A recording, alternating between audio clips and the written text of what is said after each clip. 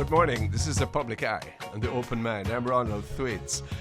Been hosting The Public Eye since 1976. Can you believe it? Daphne, you weren't even born. None of you. Yes, well, maybe. Yes. 1976, the program that initiated talk radio in Jamaica turned to a new purpose now, to link the people of the diaspora, to make sure that Jamaican lovers everywhere are connected. Yes?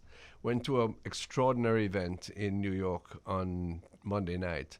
A number of wealthy Americans who just have fallen in love with this country and decided that it isn't just for them to come and enjoy the physical scenery and the amenities, but rather to come and contribute to education in ways that we can't afford to do. The Rock House Foundation, so elated at what they've been able to achieve and the plans they have for the future. It's the kind of partnership we need. It includes everybody, Jamaicans living abroad locally, and you know my phrase, the Jamaican lovers, people of whatever nationality, ethnic origin, background, who just simply check for this place, who understand the vibes of the people, who look forward to everyone's liberty. I love that. That's what we do in The Public Eye. Yes, we make sure that we are exposing your views, getting the whole tableau of opinion and of viewpoint from every aspect of our nation.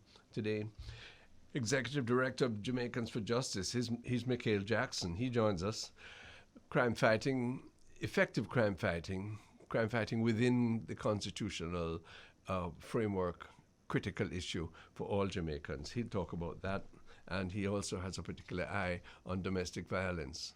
Hey, we are such good lovers. Why we want to beat up each other within the context of the family? What does that do to the children? What does that do to disrespect women and weaker parties of whatever gender? And then later, I tell you, we're not ordinary, you know. 2021 Global Teacher Prize winner is Keishia Thorpe. Shares how she transitioned from track and field to teaching and her journey to become Global Teacher of the Year. Yes, she's in Maryland, but we link with her. Zoom picks up the faces and the moods of all those who we're speaking with on The Public Eye today. I understand my colleague, respected former Prime Minister Bruce Golding, talked about agriculture on his program on Monday. Hey, you get a quality of dialogue on the bridge that is different, you know. Yes, seasoned people. Look at the experience Bruce Golding has. Look at the breadth of interest and knowledge that he has acquired over his many years in public life. So the issue is how we're going to stimulate agriculture, how we're going to import less food and export more agricultural products. And that's a big problem. Land tenure is a big issue. Credit is another issue. Science and technology interposes. Natural factors like weather intervene also. So these are mentioned, and I'm sure he handled them, not to dissuade anybody, but in fact to understand how critical it is, and for me, to big up those many hundreds of thousands of small farmers, the big ones equally, through generations, but even now, who read the seasons, who rely on McDonald's almanac, who look in the skies to understand where the wind is blowing and when the rain is coming, who manage to have drought-proof agriculture, big up St. Elizabeth, yes, who stick with crops even when they're wiped out and they come back because they have this relationship with the earth. My principle, the biggest gifts, two gifts that God has given us, is the land and the people. When you bring them together, yeah, that can be heavenly, it can be prosperous, it can be productive. Lots of ways to go, but I'm glad that there was that effort on that regard. Okay, Dr. Wayne Wesley is the well-known Registrar and Chief Executive Officer of the Caribbean Examination Council.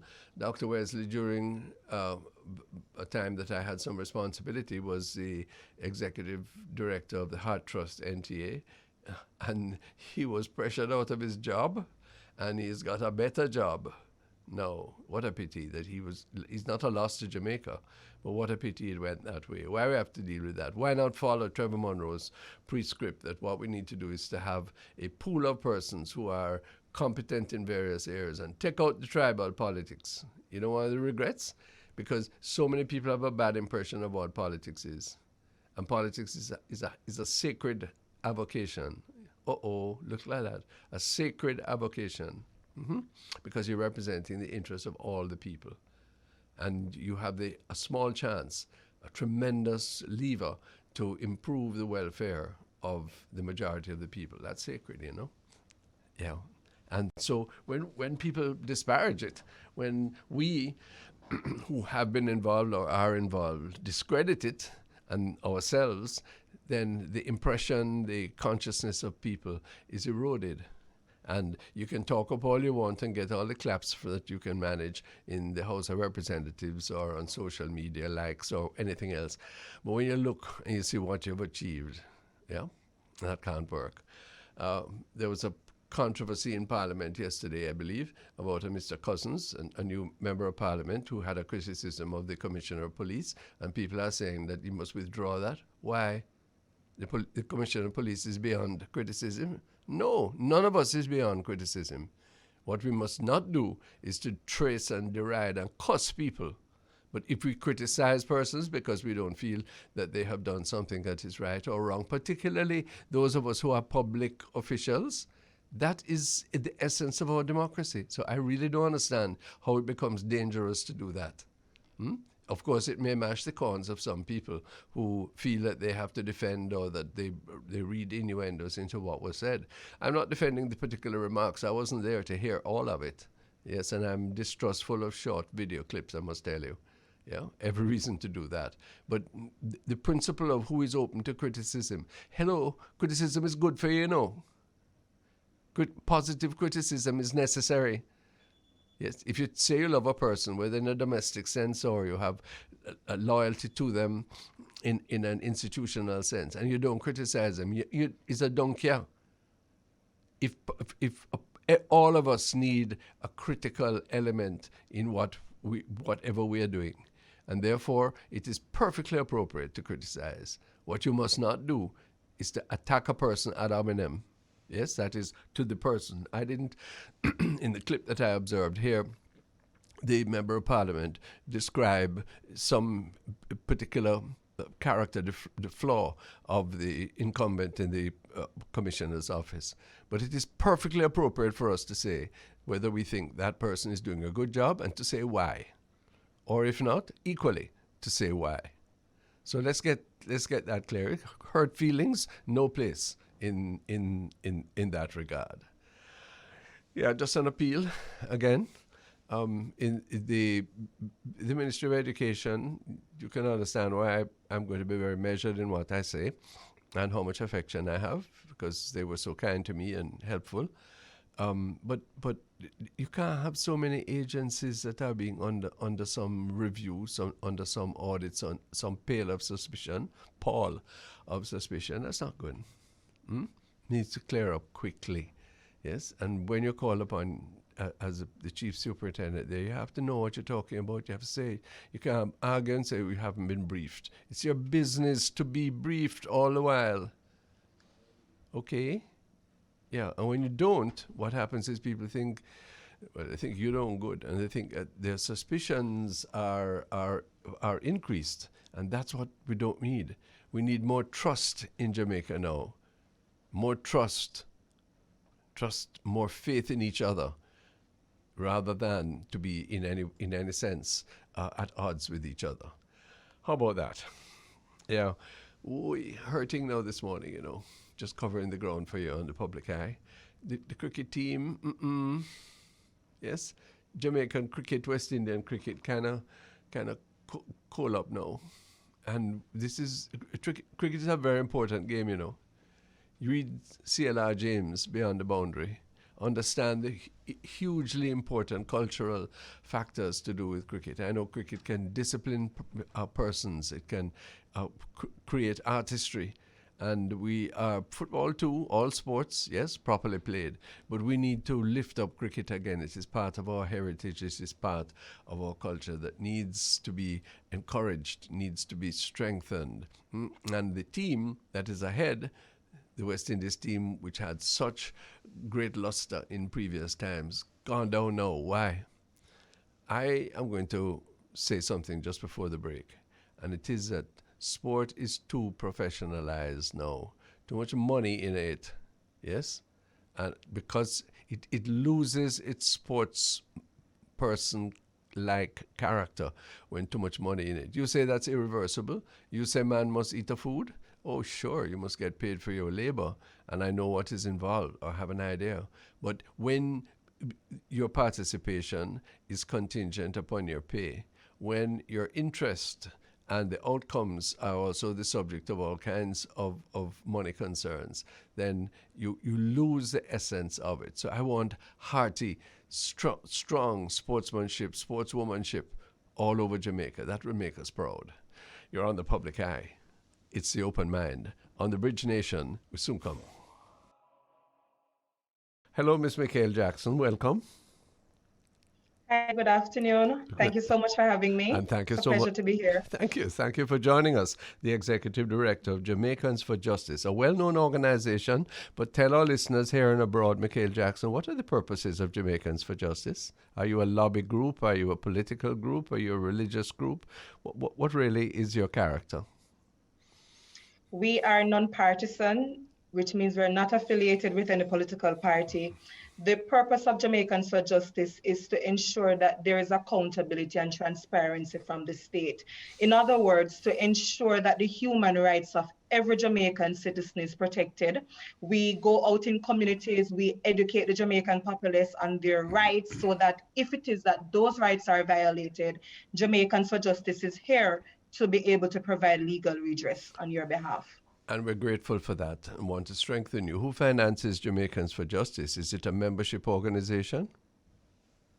We are a membership organization, but the majority of our funding comes from donor support, such as the European Union, Open Society Foundation, and others. Okay. And certainly, by the way, just to say, if individuals want to contribute, we do welcome it. Thank you. No, that's very important because you need a local base. The overseas support is good. We're grateful, but it won't last forever, will it? Exactly. Yeah. Exactly. Because as we understand, donor support is drying up. So we welcome the unrestricted funds so that we can continue the good work of the organization. And you follow in a tradition. I remember and was a part of the inauguration of the Jamaica Council for Human Rights many years ago. That organization has similar objectives, but it isn't as strong now as it used to be. Jamaicans for Justice can be said to be one of the successor organizations, but I'm so anxious, that it be sustainable over a long period of time. I'm sure that's your concern too.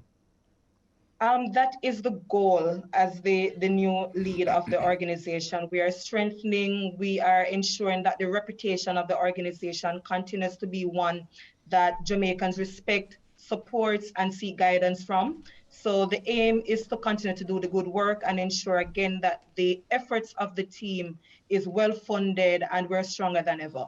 So that is the objective at this moment. Let me be clear though, if a person wants to associate themselves with Jamaicans for Justice, is that possible? Can you become a member? Can you pay a subscription? Tell us. At the moment, we are revisiting how exactly we engage our membership, but individuals can call the organization. You can also go on our website and get the information about how to become a member. But you can expect to be hearing much more from us in the media via our social media pages, which will give a good indication of how exactly can you register your membership. And we're putting in systems in place to communicate to the public about this process. So just give us a few days, but you will be hearing much more communication from the organization. That's very good news. Jamaicans for Justice, if I might just express an opinion, needs to become a mass organization because the cry for justice is connected with the cry for respect. It's connected with all of the virtues and values that we want to have as Jamaicans, and therefore we need to associate ourselves with those who are of a similar mindset, Absolutely. Yeah. And one of the things that we're going to be doing as well, and I'm happy you mentioned that, we want to be in the communities. I know COVID is here, but in a safe way, we want to engage the population. Because when I talk about civic accountability, that is something we need to do where persons understand that it's not just my right, but if I see the rights of others being violated, how exactly can I play a part in that process? So we will be out there communicating with the population at different levels. Mickel Jackson, we have to revive in Jamaica and deepen, amplify with every opportunity possible the notion of the common good, because the common good is the Yes, essence of national justice, isn't it? absolutely, Yeah. absolutely. And it's And not so you strong know, now. I'm really heartened. Yes. Yeah. So we need to really advance that. Tell me now, though, there is the issue of the states of emergency that we are under. Do Jamaicans get justice under the states of emergency? Is this a phenomenon that you and your organization would be particularly concerned with the conditions of? We are opposed to the state of emergency being used in the manner that it is. The Constitution sets out clear foundations and guidelines within which the state of emergency ought to be utilized. In other words, in exceptional circumstances. Though we recognize that crime needs to be stymied, we can't have a state of emergency being tapped into where the average Jamaican citizen can be walking along the road in their community and someone takes you up without charge, without you knowing what the offense is. You are detained for an extended period without just reason. That is problematic for us. No, it's worse Because than that, you again, the know. state of emergency, pardon? It's worse than that. All you've said is correct. That extended period can be long, and one, two, even where under the rules of the state of emergency, Mikhail Jackson of Jamaicans for Justice, you hope you can be brought before a committee, which is provided for to determine whether there are grounds for your continued detention. I gather the new regulations provide that even if they say you should be released, it lies with the authorities of the security systems to determine whether that is carried out or you're still stay in jail. How on earth can Jamaicans with any respect for the Constitution of Jamaica allow that, Mikhail Jackson? Is that what we have to And do to it's even curb worse crime? than that. It's even worse than that because you're talking about the minister also playing a role in Yes. that process with judicial review. Yes, yes. So you're talking almost a separate system being set up Exactly. from the judiciary branch of government. Yeah. That is problematic for us. So Problematic we to be are staunchly denounced. against the state of emergency as it is now. Yeah. We would have received over 100 reports from individuals to say, one, they are fearful of the state. They are fearful that they're not able to provide for their families. And if it is that continues, you're talking about persons' economical structure, their ability to provide for those who depend on them will be affected. Yeah. And secondly, when it is that we have citizens again being charged without knowing what the issues are, and for an extended period of time, we do find that problematic. Yes. And we're asking the government now to respect that there is an appeal, awaiting decision. And in respect of the court, the SOE should not have been extended. And we're really urging the Senate to reject the SOE when it goes to the Senate on Thursday. You know, of course, that once that happens, the escalating crime, which is a feature of our lives for reasons we rarely know, will be blamed upon those of us who are against the state of emergency. That is a turpitude. That is a false reasoning. That is a shallow discourse that is being put forward to justify acceptance of this breach of our Constitution. Wow. And I will ask those to remain strong because political expediency cannot be a justification for infringing on the Constitution. Yes. So I will really ask and encourage our senators to remain strong around this particular issue because the human rights of every Jamaican citizen must be respected, and that must be the ultimate reasoning for a law to be passed or something of the SOE measure to be continued. So, Ms. Mickel Jackson, then what about the victims? What about the right to life of the majority of the population, who the Prime Minister, with increasing volume, it says is a justification, and the protection of which is enough to justify these measures that you and I are critiquing? Are you against the rights of people? The Prime Minister, it's a couple things. Short-term draconian measures will have long-term effects. One, you're talking about the community relationships with the police being damaged as a result. These are the very community members that we depend on to give us information. Remember, we already have this informer problem in our country, our culture. So if it is that we're looking to strengthen the relationships with the communities, we must be able to consider how exactly the SOE may very well have the opposite effect. The second thing we're asking the Prime Minister to really look into is the fact that ordinary legislation exists already to deal with the issue of crime. For example, there's nothing that prevents the government of Jamaica to say that if community A is experiencing high levels of crime, I'm going to be deploying the police force there. The second thing to note to that is that when we talk about the community presence, or the security presence in the community, it's how we build some of these social programs where it is normalized to see the police in a way that it is engaging the community rather than seeing it in a way where your rights are being infringed upon. So again, the trust in the system will be important. Mikhail Jackson, the other thing we're asking, yes. I'm just saying we need a short break. When we come back, what then would Jamaicans for Justice and people who defend human rights, what would we say about the crime problem, particularly as it relates to some of the very vulnerable in the society, the women and the children? Hey, this is a vital interview with the Executive Director of Jamaicans for Justice. We know about them. They have a good record. What are they saying now about what we need to do to achieve social peace in Jamaica? Soon come. This is The Public Eye and the Open Mind on the Bridge 99, talking with Mickel Jackson, the Executive Director of Jamaicans for Justice. Mickel Jackson, it's true, people are set upon in this country, their rights are taken away. Many times domestic violence, crime against women, children, and may I say, and men too, is very prevalent. What do we need to do to create social peace in this country? What do you think? There are a couple of things that JFJ, for example, is doing. One of the first steps is to have the community interventions that normalizes relationships between men and women and how parenthood looks. For example, normally when we talk about even how we discipline a child, it's the beating and so on.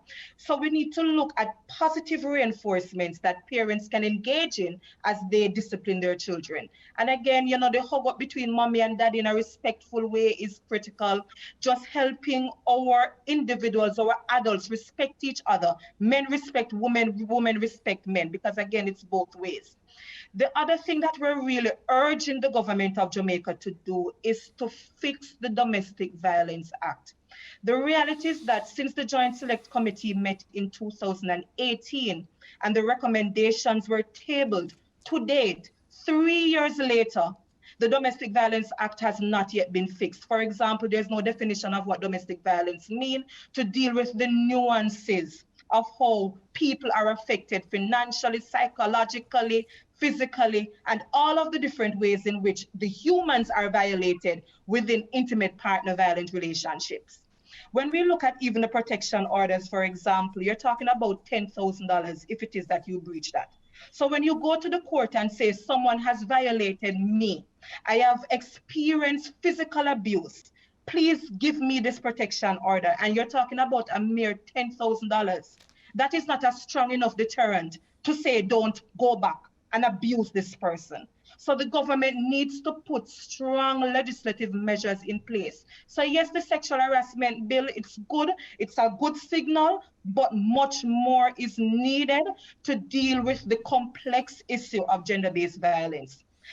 We note as well that the government would have opened the shelter last year. Yes. One of the things we're saying to the government, ensure that those who are the first responders, those who engage the individuals, are aware of the regulations around the shelter. Because we can't be calling the same hotline as the general public. We should be able to have some measures in place to say, who do I contact? Sure.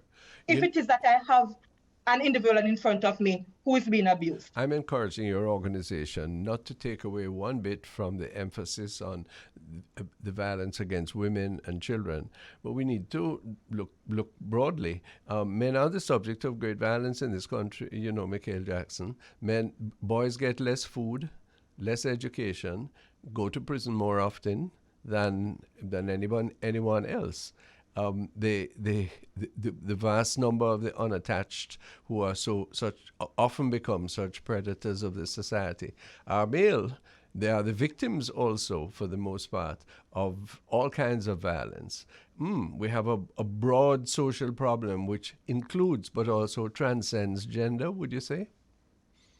Absolutely. Some of the cases that we would have gotten to date, it would have also included men. Yes. Interestingly and sad, the men are fearful of reporting those instances because of this hyper-masculinity culture that we have, where perhaps in some instances they would have made a report to the police and the police say, man can't lick woman, or in situations of same-sex relations, it becomes another issue because you're afraid to make that report. So when we're talking about the interventions and the good positive relationships being demonstrated to children, for example, that is what we mean. How do we reinforce positive image about how we interact with each other, and again, the disciplinary measures that we take as adults? So it starts from childhood. Sure, Jamaicans for Justice can't do everything, but what you can do is be a strong voice towards other sectors of the society. And you just said it, because if strong principles, for example, are laid down about early socialization, about basic and infant education, about parenting, then it gives people a sense of order. It gives people a sense of propriety, all of which is going to work eventually to a bettering of the situation, to happier, more fulfilled lives, wouldn't you say? Absolutely. Yeah. So our partner organizations, other stakeholders such as the National Parenting Commission, the Health and Family Education Life Program in the Ministry of Education, we're encouraging it to take a holistic approach that will see community members, parents, principals, teachers being engaged in the process. So we're really calling on all the stakeholders to be actively involved in the process, and we will do our part. How much does economics have to do with the attainment of justice in this country, Ms. Mickel Jackson? I think even when we look at the situation of crime in the communities, if it is that individuals are socially deprived, economically deprived, not getting access to the best quality education, and even if there is an interest, you're talking about the lack of affordability to be able to tap into those educational opportunities. The second thing that we're talking about with economics now, if it is that the PATH program and the other social programs of the government isn't sufficient, what you have are the gangs within these communities playing the welfare role of the government. So even when you look at the crime statistics and who is involved, you're talking about the 15 to 24 young boys as well. You're talking about our young girls being forced to make decisions because of social and economic reasons to fend for the families. So we have to ensure that the government does its part. So an alternate welfare system is not created by the wrong people, and we'll see our children and our young people being led astray. There's a paradigm I saw in the press over the weekend, maybe you did too, of a young lady, I don't remember, wouldn't in any event call her name. She's from the country parts of Clarendon. And the story was that she has dropped out of school because she wants to take care of, she's 17 years old, she wants to take care of her child and the rest of her family. Mickel Jackson, it's very hard to talk about justice and be proud of the national anthem when that's the situation. Many people would look and say, isn't she being very responsible? Is she doing the right thing? She's seeing to her child. Why is she having a child at 17, please? 1. 2, where's her father and the father of the child? All of these issues are not separated from justice, are they? Oh, and when is she going to resume her education? All of these issues are critical to the achievement of those standards of living, not riches, just ordinary, verifiable basic standards of living that go towards us being a just nation, eh? Yes, because our social and economic rights are using the rights language. Got you. Because if the government needs to put more resources into these social programs, it must. Because a child is a child and a child cannot take on adult responsibilities. Because those are the fundamental things that tears the fabric of our society apart. So I agree with you, and we're really encouraging the government through the Ministry of Labor and Social Security to look at how some of these social and welfare programs are being provided for and ensure that the resources are there. Okay. Because nothing can be seen as separate. But then when people think about justice in Jamaica, they think of the courthouse, the court systems. Do you have a fix on that? Because to me, it's becoming scandalous now that the courts are so congested that matters can't be completed under many, many years after, whether it's a crime that's been committed or a civil wrong that has to be redressed. Really, couldn't we do better than what we're doing now? People have serious disputes that create injustice, conditions of injustice in their lives, whether they're in custody or they're out on bail, whether they have a case against someone or unresolved commercial venture. And it's probably taking 3, 5, 6 years and a whole heap of money, Mickel Jackson, for them to get justice. Is that right? Could we do better? I think it's a couple of things. For example, the government would have had the restorative justice program, and we have the dispute resolution of Foundation of Jamaica. Which is good. We have JFJ. Good. So it's how we strengthen some of those mediation processes to ensure that the court backlog is reduced.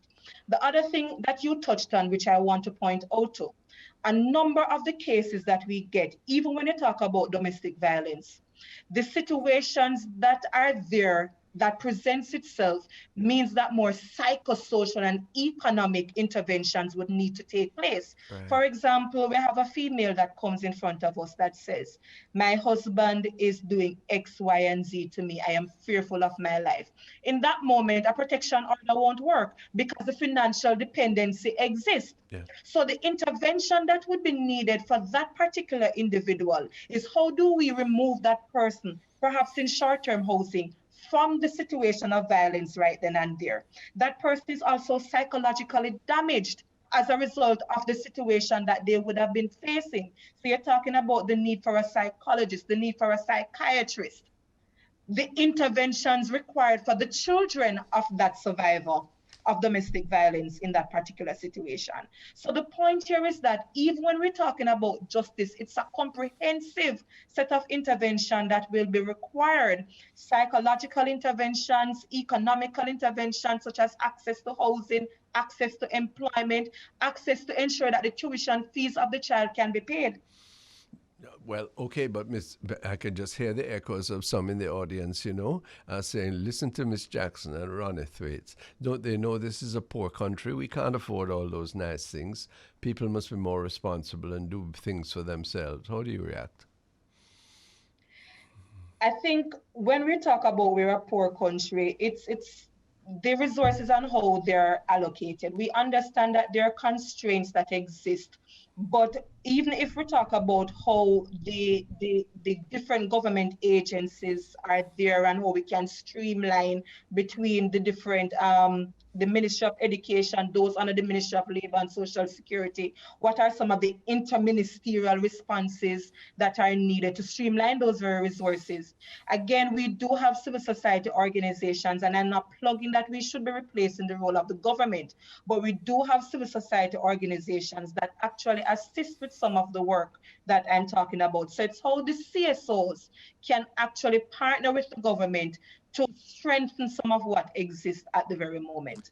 This morning, Professor Trevor Monroe, a colleague of yours in a similar and related non-government organization, civic-based organization, repeated what is absolutely verifiable, that corruption, for example, is costing the country about $100 billion a year of taxpayers' money. Mickel Jackson, we're not poor. We simply thief too much. Can you imagine what that would do towards justice, towards a just and equitable system, if we would do that which is eminently possible and necessary to reduce and then eliminate that, don't you think?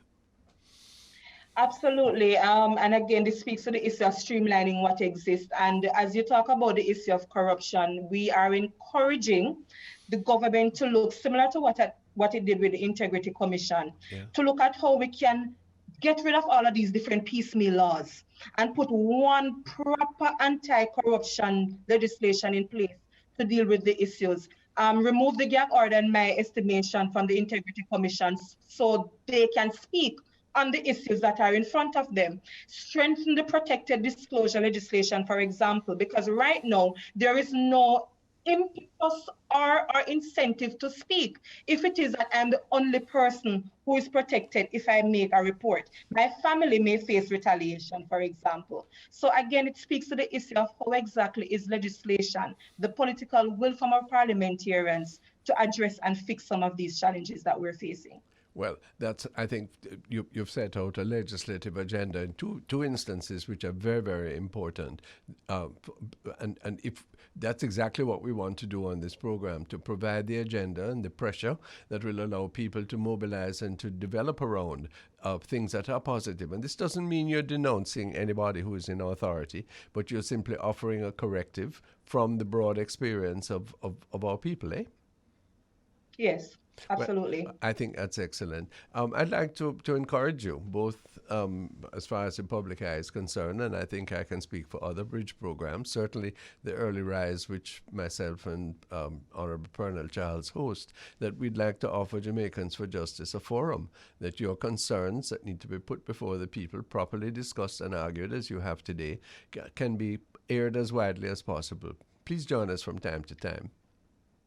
Thank you so much for having me, and I look forward to returning. Good. Thanks for today. Mickel Jackson, the well-spoken Executive Director of Jamaicans for Justice. Listen to me now. An organization like that is not peripheral, to the governance of the country and the welfare of our people. It is absolutely essential. Yes? Particularly in the midst of a state of emergencies where one's rights are highly compromised. Yes? Even if you believe that that is absolutely necessary, you must support organizations like Jamaicans for Justice. I tell you, whichever government is in power, they can be an irritant and they can get in your way and you're vexed with them and wish they'd go away. But they're very, very significant in terms of maintaining the balance of rights and responsibilities in the society. I commend them.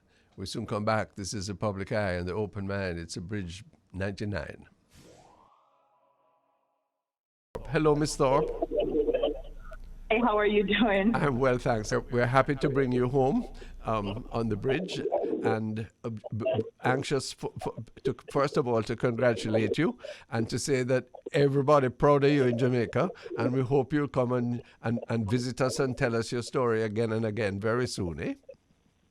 Of course, definitely. I plan to visit quite soon. And, the support, especially from the diaspora, has been overwhelming. And I really want to thank everyone for just reaching out and just giving me a lot of love. I appreciate it. We're treating you like a country teacher in Jamaica now. And Miss Keishia, calling you teacher, that's your title. Why did you become a teacher? I gather that wasn't always your trajectory. No, definitely that has not been my trajectory going off to college. I wanted to study pre-law going to college, but while I was in college, I had the opportunity to really volunteer my time at different schools in the city. And it really, some of the conditions that students were learning in really were similar to some of the conditions students in Jamaica were learning in. And for me, just thinking about the fact that, America is a land of opportunity and, what you see on TV just looks like this, glitz and glamour, and that's what you're expecting. And I was never expecting that. And having the opportunity to actually go to college, it really inspired me because I know how education, the value and the power of education, and it really inspired me to want to go into teaching and want to really figure out solutions to that kind of problem that will allow students like myself to be successful, especially students of color. But let me press you a little bit, because you could have earned a whole heap more money, Teacher Thorpe, and there are many people listening to us now saying, "My goodness, those are nice feelings, but those can't put bread on the table, can they?" No, you're so right. While it's a lot of times we find that the teaching profession has been talked about in the worst way and has been demoralized when people talk about it. And for me, when I was in high school as well, even so, no one is really thinking about, when I graduate, I want to be a teacher, because we see also not only do people talk negative about the profession, but we also see the challenges that our teachers have to go through with lack of resources, dealing with students' behavior, lack of parent involvement in the process, lack of resources, just so many different things. Teacher burnout, teachers who get tired, teachers who get unmotivated. And so, and the low pay, of course, like you said earlier. And for me, it was really a hard decision, but I grew up in the church, like Jamaican kids. Yes. And I really allow God to always order my steps, because I know that with the opportunity that I had to leave Jamaica and go to college, it was my steps being ordered. And I knew that, God had a purpose for my life, and whichever area he wants to use me in, I was open. And I've always been open. And so I just kind of let God lead me and guide me in that direction. And I know it was going to be tough, and I know it was going to be hard. But again, I just knew that anything God ordered your steps for, he's going to make the way straight for you and provide the things you need in the process. Yeah, miss, but look at what you have said, because there's something very original and fundamental about faith guiding us as a people in Jamaica. That's the metaphor, that's the source of and the motivation of much in our history. It's not as strong now as it used to be. Here are you at the pinnacle of your profession saying that this is what has guided you. Where did you go to high school? I went to St. Andrew High School for girls. They're wonderful. And of course, that there's a really it is strong Methodist and United Church tradition there. Right. That's great. Yes. Exactly. Yeah. No. But but many people will listen again and say, but Teacher Thorpe, how you deal with these tough-headed picnic? Maybe it's different in Maryland than it is in Kingston. But many of them have no brought up, say the parents not paying close attention, and they behave like Lego beasts, Mama. What is the teacher supposed to do? It's so funny. I think students are similar across the board. Wherever in the world you go, students are similar. And as teachers, we don't really get our students, but I think what is important is that we have the opportunity to really change their lives in a major way. And I think that's what we really look at. Yes. When we think about behavior, there are strategies for behavior. When we think about kids who are behind in learning, there are strategies for that. I think what happened is that I think why most people who have made it 20, 30, 40 years and retired in education is that they've figured out the magic. They know that kids come with these things. And if it's not teachers who are going to change their lives, who else will, And so when it's our responsibility, and we're obligated to make sure that they leave better than they walk into our classrooms, because we have that potential to change their lives, because these are the kids who are future leaders. They're the ones that we are putting out back into the world to help hopefully create, that social impact in the world. So it's incumbent upon us to make sure that whatever we're doing, we don't see kids from a deficit mindset, but make sure that when they come into the school, we see them as contributors to the teaching and learning process, and figure out a way to make sure that they are able to not just contribute to a classroom, contribute to our school environment, but be great contributors to their society and great citizens. What a sublime profession that is. Earlier on, I was saying to Beau-regard in New York that this is what national security is all about. You can lock up people and you can sentence them. Maybe you have to, or will have to. But the key answer to national security issues anywhere in the world is to train up children properly, isn't it? Yeah, we could always say train. But I think it is how they always say it takes a village, and it still does. It's not a cliche. It still takes a village because, when we think about a lot of the kids, especially those who come from disadvantaged backgrounds, they're from parents who have basic education. Yeah. And we're asking, we have expectations when kids come in our classroom. We expect them to come the best behaved. We expect them to come, well dressed, well fed, and we're not thinking about all the challenges that they left at school. And sometimes school is the only safe place that they have in their lives. Sometimes the adults that they experience as teachers in the classroom are the most caring people they've ever met in their lives. We're like maybe the only caring adult in their lives, the only person who asks them how their day was, the only person who cares about their future. And I'm not saying that the parents don't, but what I'm saying is that they come from a lot of these communities where a lot of times they're not looked at the bar is not raised for them. There are no high expectations. In some cases, there are no expectations for them. And a lot of these kids end up living out self-fulfilling prophecies because when you go into the classroom, there are instances where kids go into the classroom and they're not encouraged either. And so when we find that it's happening, we realize that the whole community is not coming together. The whole village is not coming together. There was a time when I was also in the rural part of Jamaica, in Trelawney, when my grandmother moved to Trelawney and she brought my sister and I. Really? And we lived there. Yeah, we lived there for a little bit. And the difference with living in Kingston and living in Trelawney, total night and day. When we have a community, if you're hungry, you can run to the store next door and say, trust me, something. My grandmother will pay for it later. Yeah. You have who, if you're walking and they see you, they're going to stop on the street and they're going to say, how far are you going? And they'll pick you up.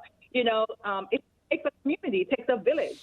And if the neighbor cooks, the neighbor's going to walk dinner next door to the next neighbor. And if the kids are there and the parents are not there, the kids are still fed. That's not what happens in the city. And I think that's the difference. People just need to really come together as a community. We need to stop thinking, seeing our kids from a deficit mindset and really start plugging into them that they can achieve. And that's, we have to change that as a community. Business leaders, organizations, the government, just everybody has to come together. It's a collective effort if we're really wanting to change the trajectory of their future. So wait now, Keishia Thorpe. What you're saying to us, to our listeners, is that from your experience, both your life experience and your professional experience, this expression in Jamaica that the picnic bad? Yeah. Yeah. What you're saying is that picnic not really bad. The picnic is neglected or is taught in a way that encourages badness maybe, but that in fact none of us start out bad. If we only would accept that and would relate our personal relations and our school affairs like that, my goodness, we'd have a much more peaceful society, wouldn't we? Right. The scientific phrase, I think it's tabula rasa. Tabula rasa, yes. Blank slate.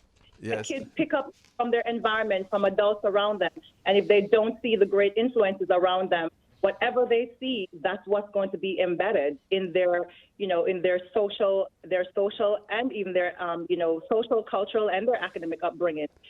So whatever we plug into them, that's what they become. If we plug in greatness into them, they're going to be great. If we show them that it's everything in their community is demoralizing and everything is in shambles, that's what they'll fall to.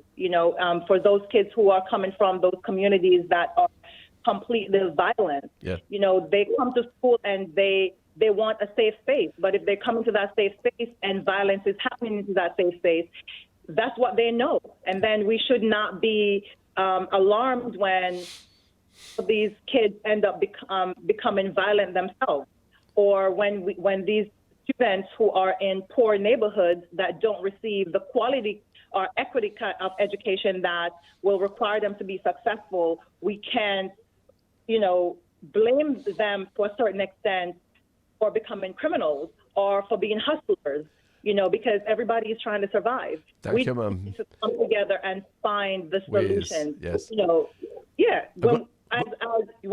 I've learned as being an educator here in the U.S. is we have what's called trauma-informed training. And what I find out is that everyone has trauma, and we have teachers who come from those violent communities who are experiencing their own trauma, yes, and have not had the training or the professional help to deal with their own trauma. And so you're being placed in a classroom with kids who come with those trauma, and you don't know how to handle them. So the teacher is acting out, the kid is acting out, and there's no resolve.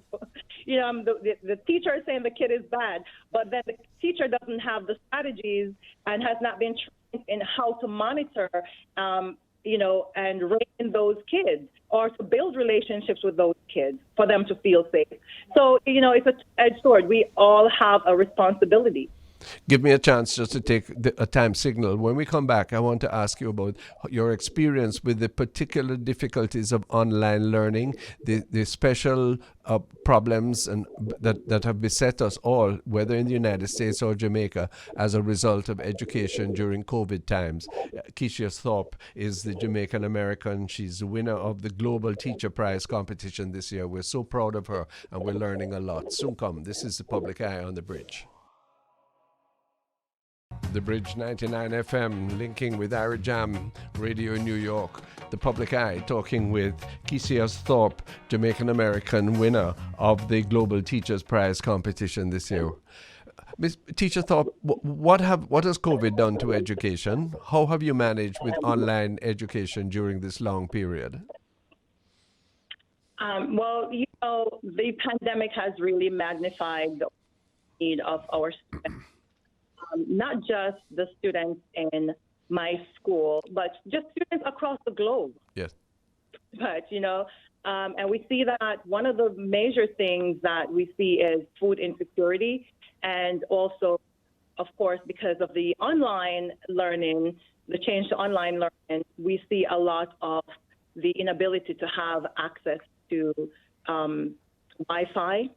And as a result of that, of course, they don't have, they can't readily access online learning. And that is something that myself has a county in the U.S., like a lot of different counties in the U.S., has also had that experience. Luckily for us, we were able to, our school county was able to really partner with technology companies. Whatever they did, we were able to make sure that our students had one-to-one technology, and those who needed Wi-Fi eventually have Wi-Fi. But it really sheds light on the limited access of resources our students and families have at their disposal, not just in their home, but even from a community level. And so, partnering with business leaders, local business leaders, and city leaders really helped to facilitate some of those parents and families, I'll say students and families during the pandemic, and helping us to be able to attend to a lot of the needs that they have. Has there been Go ahead, please. No, I'm asking, has there been an educational deficit with all those challenges that you're telling us about? And if there has, what can be the rationale for continuing advancing students to higher grades when perhaps they haven't achieved the level of competence in the previous grades because of these difficulties? Well, their attendance, it was difficult maintaining the high level of attendance for most school districts, including my school. This is due to the fact that, because some of the students, me particularly, I guess I can talk from experience, from my students particularly, who are immigrants and refugees. Due to the pandemic, a lot of them have to become income earners, and they were probably the only income earners in their family. Oh my While goodness. their parents were out working, they had to take care of their siblings. And unfortunately, I had at least one of my students drop out. So when you talk about the learning deficit, we definitely did see a lot of learning gaps as a result of the pandemic because attendance was so low. And again, like I just mentioned, because of those challenges that were in the home and in some of those more marginalized communities that did not have resource immediately accessible to them. So how do you overcome some of those? Yes. I'll say from my perspective first, and what we have done at my school, and I think that's one of the reasons why I think my school is such a special place for students to learn, because what we did is over the summers we usually have what we call language camp or mastery camp, and what that does is students who had not mastered certain skills or had not completed certain instructional lessons during the school year had an opportunity to come back during the summer and master those skills. Great. And complete master projects to move on to the next level. Do I think that all students should have the opportunity to move to the next level? It depends. All teachers have to be able to identify where their students are, because I know that specifically for me, I've had students who were A students, and all of a sudden the pandemic hit and they are F students, and we have to understand the challenges, that students are going through. A lot of students talk about depression. Yes. As much as teachers were going through it, can you imagine how much more magnified those issues were for students? Because as adults, at least we have some ability to cope, but a lot of those students did not necessarily have the skills to cope, right? Yes. And they also did not necessarily have the support either to go through those challenges. And so it is up to each individual teacher and each individual school to really evaluate those students and what their gains are through the year, and determine what their learning loss is before moving them on, and also what kind of interventions they can actually put in place to remediate some of those loss and move those kids forward. Well, that's going to be a very, very important task right now, as full-time school resumes. Will you be continuing your teaching, or does this award take you to other places for the time being? Well, again, like I mentioned to you earlier, I'm just waiting for God to just order my steps. Wherever He wants me to go, He's going to open those doors. Yes. I do not necessarily plan to leave education per se. But wherever it takes me, maybe to a higher platform, I'm open. Well, that's wonderful. Once again, you're relying on your faith and divine inspiration in order to guide you, and that's great. Jamaica's teachers are often demoralized, as you perhaps would remember and know. Their plates are not full, but their troubles seem to abound. There's a crisis right now about wages and conditions. I'm wondering if there's a word of encouragement, of concern that you might want to give as we part. I would say as teachers, we kind of know the profession that we're going in, and it is so important that we stay strong. We have to understand that we can't give up, and it's never. We have to make sure that we continue passing on the legacy of education, because if we don't pass it on, who will? And we have to make sure that our students don't live out self-fulfilling prophecies. We have the opportunity to change that trajectory for them. And so they rely on us every time they see us to be strong for them, to inspire them, and to do the best that we can to also motivate them. And because we know that we just have to stay resilient, we just have to stay in the fight and make sure that we understand the transformative power of education. we have to make sure that we continue that legacy and pass on that legacy and know that whatever we're doing will be rewarded, and hopefully be rewarded with a better and a changed world, and a better future for the kids that we're teaching. Finally, have you, as a Jamaican-born teacher, have you had any resistance working in the United States? Are our people accepted when they take on the responsibilities and indeed the plaudits as you have?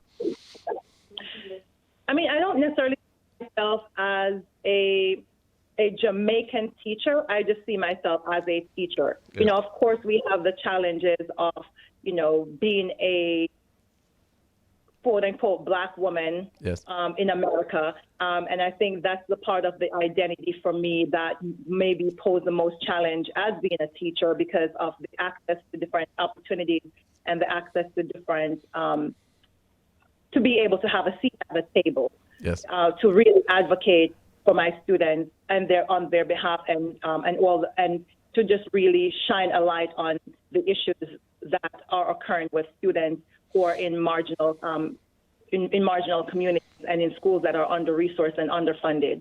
So that's just the only issue that I see. But again, this is not just an issue that is in America. These are issues that are occurring across the world, and we collectively just need to come together and be able to come up with solutions. And that's not continue to talk about the problems anymore, but really just see ourselves as practitioners of social justice and making sure that we are focusing on solutions and not the problem. Teacher Thorpe, we're proud.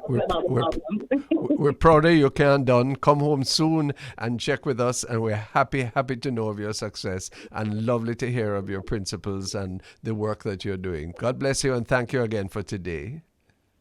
Thank you so much for having me and having me share. Keishia Thorpe, the Jamaican-American teacher who has won the Global Teacher Prize competition for this year. Yes, we didn't even talk about what the prize is and all that. That's not important. Did you hear the spiritual vibes and energies of the lady? And yes, make sure that we are fitting in and really recognizing the excellence of our people.